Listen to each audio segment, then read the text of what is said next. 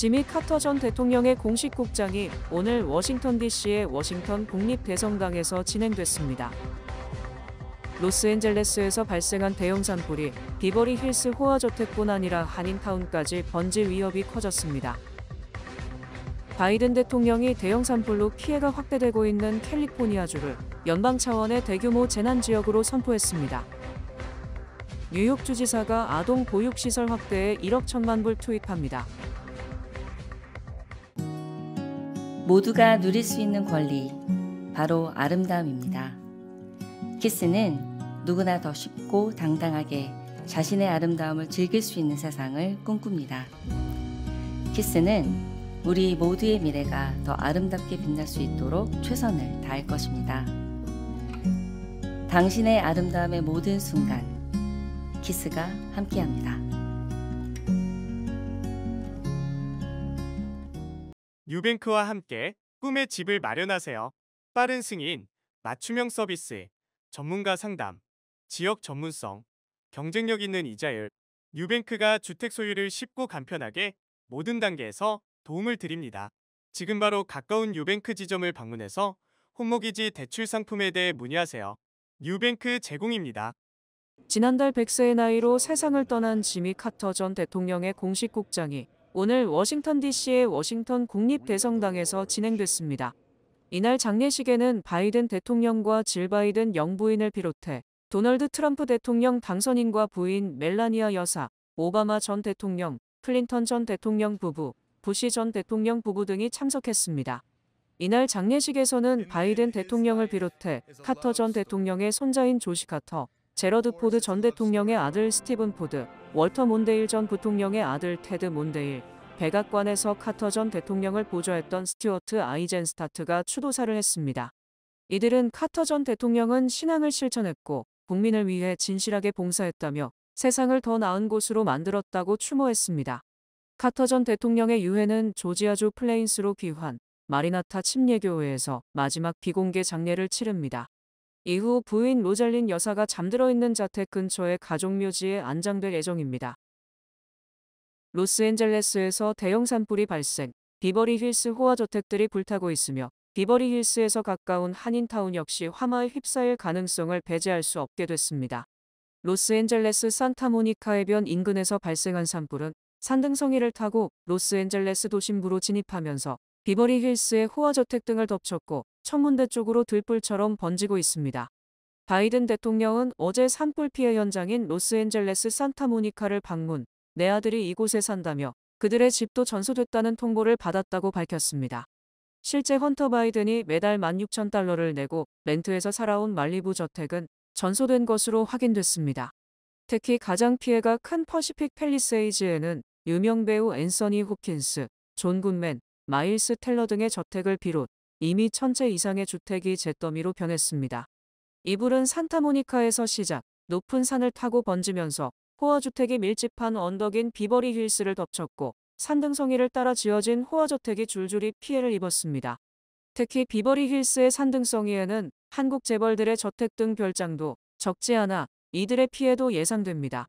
또 비버리 힐스 아래편인 세계적 영화 메카 헐리우드로 번지고 있으며 한인 밀집 지역인 코리아타운이 헐리우드에서 불과 2-3마일 정도 떨어져 있어 화마가 한인타운을 덮칠 수 있다는 우려가 커지고 있습니다. 다만 산등성이 아래에 위치한 헐리우드과는 달리 한인타운은 산악이 아닌 도심 한가운데 있기 때문에 불길이 빠른 시간에 번질 가능성은 낮은 것으로 풀이됩니다. 바이든 대통령이 대형 산불로 피해가 확대되고 있는 캘리포니아주를 연방 차원의 대규모 재난지역으로 선포했습니다. 바이든 대통령은 어제 로스앤젤레스가 소재한 로스앤젤레스 카운티 전체를 연방재난지역으로 선포하고 대대적인 지원에 나섰습니다. 지난 6일 손녀 출산을 맞아 로스앤젤레스에 머물고 있던 바이든 대통령은 어제 산불 최초 발화 지점을 관할하는 산타모니카 소방서를 방문, 산불 진압 및 피해 상황을 보고받았습니다. 바이든 대통령은 연방정부가 주택 수리 보조금, 임시 주거 비용, 보험 미가입 재산의 손실을 보상하기 위한 저금리 대출, 개인 및 사업체의 복구를 돕는 프로그램 등을 지원할 것이라고 강조했습니다. 또 로스앤젤레스 카운티 외에도 다른 카운티의 피해 여부도 파, 이들에 대해서도 지원에 나서게 됩니다. 바이든 대통령은 어제 오후 워싱턴 DC로 급거 귀환, 연방재난관리청 보고를 받은 뒤 재난지원금 지급을 승인했습니다. 특히 바이든 대통령은 오늘로 예정된 이탈리아 방문을 전격 취소하고 연방 차원의 재난지원에 총력을 기울이기로 했습니다. 당초 바이든 대통령은 재임 중 마지막 외국 방문으로 이탈리아와 바티칸 교황청 방문을 추진했으나 로스앤젤레스 산불로 무산된 것입니다. 뉴욕주가 아동 보육시설 확대에 1억 1천만 달러의 보육건설 기금을 조성해 새로운 보육시설을 건설하고 기존 시설을 보수해 보육 서비스 접근 장벽을 낮출 계획입니다. 캐시 호컬 뉴욕주지사는 7일 1억 1천만 달러 규모의 보육시설 건설 기금을 마련하고 이 기금을 통해 보육원 신축 및 개보수의 우선 지원, 주내 보육 사각지대를 없애고 보육시설에 대한 주민들의 접근성을 높이는 데 사용할 계획이라고 밝혔습니다. 호컬 주지사는 이 같은 계획을 오는 14일로 예정된 신년 연설을 통해 제안할 예정입니다. 특히 호컬 주지사는 이날 보육원들이 교사 부족을 이유로 시간을 단축하거나 하루라도 문을 닫는 일이 없도록 하기 위해 대체 교사 풀을 만들고 보편적인 보육 시스템을 구축하기 위해 뉴욕 보육연합을 출범시킨다는 계획도 함께 제안할 방침입니다. 대체 교사 풀은 심사를 거친 보육 전문 교사들로 채울 예정이고 뉴욕 보육연합은 기업 리더, 노동조합, 세무 전문가, 기존 보육 서비스 제공자들이 함께하는 조직으로 주정부가 추진하고 있는 보편적인 보육 시스템 구축을 위한 다양한 아이디어와 방향을 제시하게 됩니다.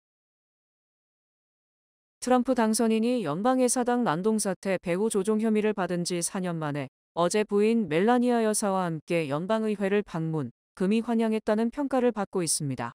트럼프 당선인은 8일 오후 차기 대통령 자격으로 부인 멜리나 여사와 함께 연방의회를 방문, 의사당 중앙홀에 안치돼 있는 지미 카터 전 대통령의 시신 앞에서 고인을 추모했습니다.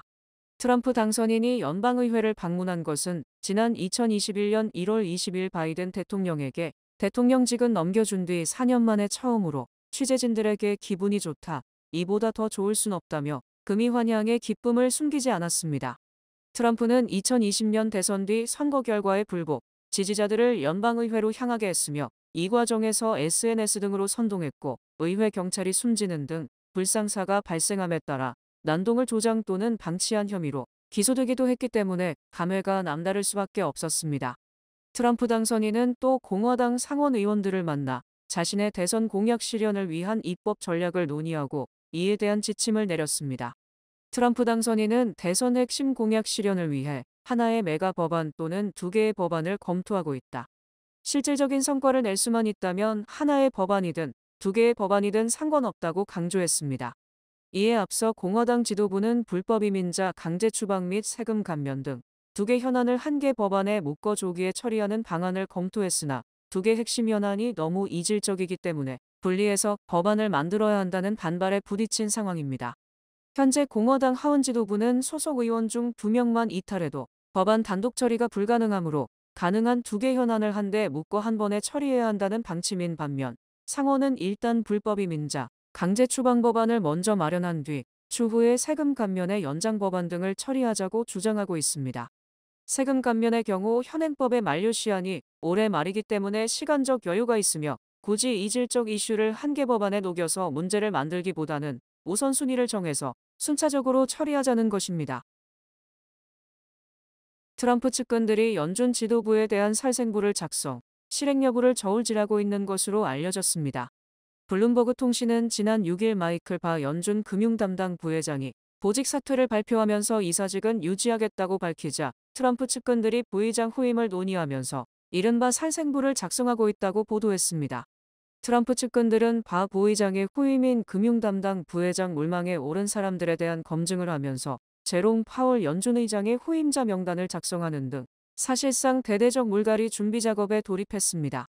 블룸버그 통신은 연준 내 최고 매파, 즉 금융긴축론자로 알려진 미셀 보먼 이사가 새 금융 담당 부의장으로 승진할 가능성이 높다고 점쳤으며 보먼 이사가 부의장이 되면 금리 인하는 더욱 심중해질 것으로 예상됩니다. 트럼프 측근들은 금융 담당 부회장 후보를 추리면서 내년 5월 임기가 끝나는 제롬 파월 연준 의장의 후임 명단을 작성하고 있으며 이 같은 사실이 전해지면서 파월 회장의 영향력은 더욱 축소될 것으로 전망됩니다. 트럼프 측근들은 연준 의장 후임 명단 작성에 있어 금리 정책에 대한 전망 등을 꼼꼼히 살피고 있어 파월 의장의 견해에 동의한 후보들은 일단 배제시킬 것이 확실시됩니다.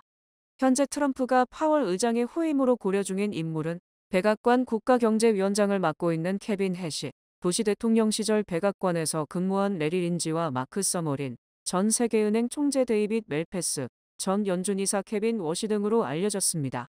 트럼프 당선인은 자신이 일기 재임 중 제롬 파월을 선임했음에도 불구하고 파월이 금리를 잘못 운용하고 있으며 파월을 선임한 것을 후회한다고 밝혀왔습니다.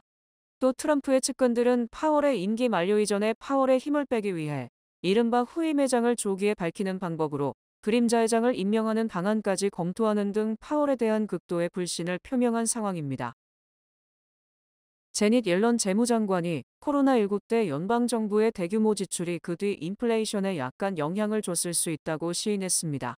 오는 20일 퇴임하는 옐런 장관은 어제 CNBC 방송과의 인터뷰에서 코로나19 때 연방정부가 경기 침체를 막기 위해 대대적으로 집행한 정부 지출이 물가 상승에 약간 영향을 줬을 수 있다고 말했습니다. 옐런 장관은 그러나 인플레이션의 가장 큰 원인은 코로나19 때의 물류 수송 장애로 발생한 공급망 위기 때문이라고 지적했습니다. 옐런 장관은 간단히 말하면 거대한 공급망 문제가 발생, 중요 상품의 공급이 중단되면서 품귀 현상을 빚게 됐고 자동적으로 가격을 크게 밀어 올린 것이라고 설명했습니다. 옐런 장관은 바이든 행정부가 국민들에게 지원한 1조 9천억 달러가 너무 과한 것이 아니었느냐는 질문에 대해 반드시 필요했다고 답했으나 후회하지 않느냐는 질문에는 답하지 않았습니다. 하지만 옐런 장관은 그동안 코로나19 때 정부 지출과 인플레이션과의 상관관계를 부인해왔으나 어제 인터뷰에서는 비록 제한적이긴 하지만 과도한 정부 지출이 물가 상승을 초래했다고 시인한 것으로 풀이됩니다. 이는 지난해 대선에서 트럼프가 승리하는데 가장 중요한 역할을 한 것은 물가 상승에 대한 국민의 불만이었다는 점에서 매우 의미 있는 발언으로 인식됩니다. 한편 옐런 장관은 바이든 집권 때 연방정부 부채가 크게 늘었다는 지적에 대해 금리가 상승함에 따라 기존 채무 상환 비용이 늘어나며 부채가 증가했다고 주장했습니다. 또 트럼프 당선인이 야심차게 추진하는 정부 효율부가 연방정부의 효율성을 기하기 위해 막대한 예산을 삭감할 것이라는 전망에 대해 과연 어떤 방식으로 합리적으로 비용을 추정할 것인지 알기 어렵다며 회의적 전망을 내비쳤습니다. 연준 인사들이 지난달 금리 결정 회의 때 트럼프 2기 행정부 출범이 경제의 불확실성을 조장할 것이며 기준금리 인하 속도를 늦춰야 한다고 주장한 것으로 확인됐습니다. 어제 연준이 공개한 지난해 12월 연방공개시장위원회 회의록에는 거의 모든 위원들이 인플레이션의 상방 위험이 증가했다고 판단했다고 기재된 것으로 드러났습니다.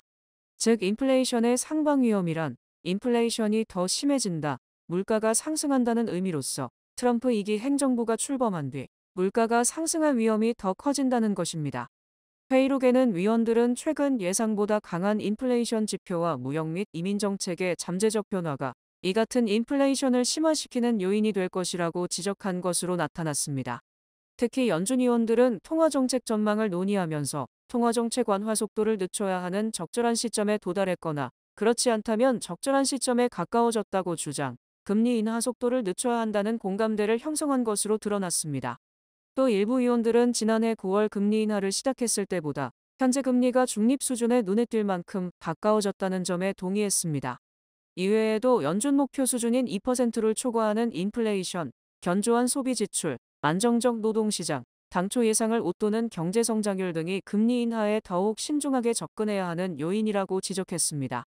연준은 지난해 9월 0.5%포인트 인하, 이른바 빅컷을 시작으로 지난해 11월과 12월 각각 0.25%포인트 인하 등 3번의 인하를 통해 1%포인트 금리를 내렸습니다.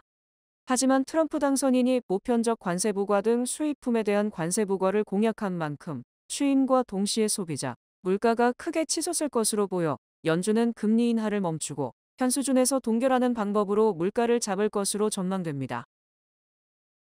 맥도날드가 새로운 맥밸류 플랫폼을 런칭하고 고객들에게 영구적인 할인 메뉴를 선사했습니다. 새로운 맥밸류 플랫폼은 한 개 사면 추가 한 개 일부를 이용해 믹스앤매치가 가능하고 인기 상품인 $5 세트 메뉴도 더욱 저렴하게 즐길 수 있습니다. 이와 더불어 맥도날드 앱을 통해 더욱 많은 혜택이 제공됩니다. 2025년 중 매주 금요일마다 1불 구매 시 미디엄 프라이를 무료로 증정하고 신규 앱 유저들에게 맥크리스피 치킨 샌드위치가 무료로 증정됩니다. 전국의 지역 프랜차이즈 매장들도 인기 메뉴 할인 또는 $10 이상 구매 시 20% 할인과 같은 앱 전용 오퍼 등 다양한 특별 할인 혜택을 제공합니다. 맥도날드의 맥밸류는 고객의 기대보다 더 많은 것을 제공하는 것이 모토라고 밝혔습니다. 이 플랫폼의 런칭을 기념하기 위해 맥도날드는 한 달 내내 팬들에게 총 $300만 넘는 프로모션 혜택을 제공합니다. 유튜브 TV 한 달 무료 혜택부터 아메리칸 에어라인 무료 와이파이 20분 이용권, 틴더 골드 프리미엄 액세스 구독권까지 맥도날드가 마련한 대박 혜택들을 통해 팬들은 한정 기간 동안 맥밸류의 정신을 최대한 만끽하고 누릴 수 있다고 소개했습니다. 본 프로그램은 누구나 사용하기 쉽고 간편한 체킹 계좌 뱅크 오브 오프 심플리 체킹으로 새해를 심플하게 시작하세요. 지금 가까운 지점을 방문해 보세요. 주요 단신 전해드립니다. 캐시 호컬 뉴욕 주지사는 정신질환 노숙자를 보다 쉽게 강제 입원시킬 수 있도록 하는 주법 개정안을 새회기 중 법제화하겠다고 밝혔습니다. 지난해 2명의 여직원에게 부적절한 인종차별 및 성적 발언을 한 혐의로 내부 고발을 당한 뉴욕시 선거관리위원회 마이클 라이언 사무총장이 고작 3주 무급 정지 징계만 받은 것으로 밝혀져 선관위에 대한 비난 여론이 일고 있습니다. 커뮤니티 보드는 카지노 거대 기업 윈리조트가 제안한 맨하탄 서쪽 허드슨 야드에 $120억 규모 카지노 건설안을 만장일치로 거부했습니다. 커뮤니티 보드 주민들은 허드슨 야드 일대에 카지노가 설립되면 일대 주택 가격이 급격히 뛸 것이라며 반대했습니다. 바이든 행정부는 대공 미사일과 공대지 탄약, F-16 전투기를 위한 기술 지원 등이 포함된 $5억 규모로 우크라이나에 추가적인 군사 지원을 제공한다고 9일 발표했습니다. 챗GPT 개발사인 오픈AI의 샘 알트만 최고 경영자의 여동생인 앤 알트만은 지난 7일 세인트루이스 연방법원에 고소장을 제출하고 자신이 3살 때이던 1997년부터 2006년까지 오빠로부터 지속적인 강간, 유사 성행위, 성폭행, 괴롭힘, 구타 등을 당했다고 밝혔습니다. 세계경제포럼은 8일 미래 일자리 보고서에서 AI가 특정 작업을 대체하게 되면서 전 세계 기업의 41%가 2030년까지 인력 감축을 계획하고 있는 것으로 나타났다고 밝혔습니다. 디즈니는 자사의 스트리밍 플랫폼인 디즈니 플러스, 훌루, SP 플러스에서 광고 지원 콘텐츠를 시청하는 전 세계 월간 활성 사용자 수가 약 1억 5,700만 명에 이른다고 밝혔습니다. 여행 붐이 일어났던 2022년 인기 명소 여행 트렌드에서 벗어나 올해는 조용하고 독특한 경험을 할 수 있는 여행이 새로운 트렌드로 부상할 전망입니다. 날씨 전해드립니다. 금요일인 내일은 오전에는 맑고 오후에는 흐리겠습니다. 낮 최고 기온은 39도, 최저 기온은 29도입니다. 해 뜨는 시간은 7시 20분, 해 지는 시간은 4시 48분입니다. 이상으로 주간 날씨와 세계 날씨 전해드립니다.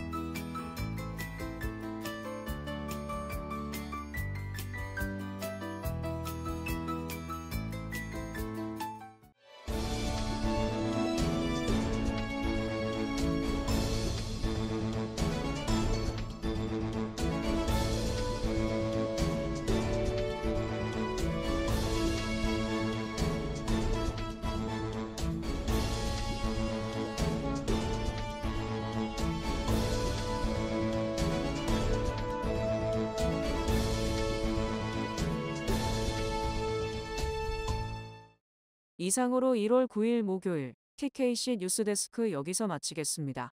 시청해주신 여러분 고맙습니다.